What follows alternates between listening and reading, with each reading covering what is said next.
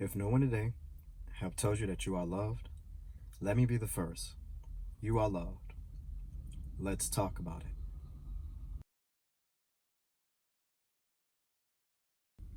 Peace.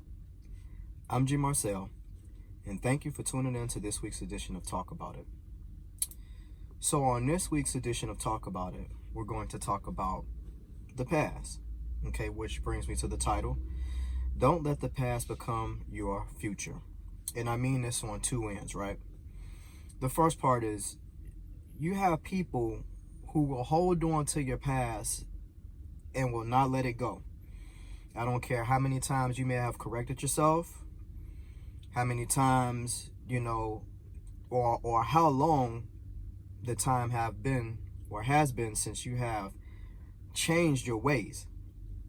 You have some people who will not let your past die down, all right? And as long as you're on the correct path, that is okay. As long as you don't turn back to where you were, it is absolutely okay. Part of the problem is you have some people who can't let go of your past because they can't let go of theirs. But don't let that interrupt what you're doing, okay?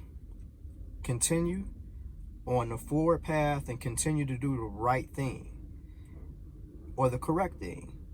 And throughout time, let people see your actions versus your words, all right? Because it's important. Sometime once they see that, then they'll say, okay, this person is not the same person that they were 15, 20 years ago. The second part of that, don't prove them right. You may have worked on correcting yourself for those 15, 20 years. And because they haven't let it go, they say something to you or somebody else say something to you and you just completely lose it and you revert back to where you were before you started to correct yourself. Don't do it. Don't do it. You'll prove them right, one. And then two, you'll have to start all over again. Lord knows how much work you may have put in only to turn around and fall back to where you were 15, 20 years ago. It's not worth it. And I get it. Some days it's a lot easier said than done. Because there's been plenty of day. I'll sit and I'll go, you know what?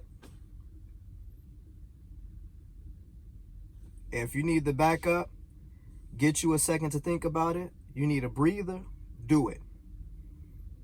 Because in the long run, it ain't worth messing up what you've worked so hard for.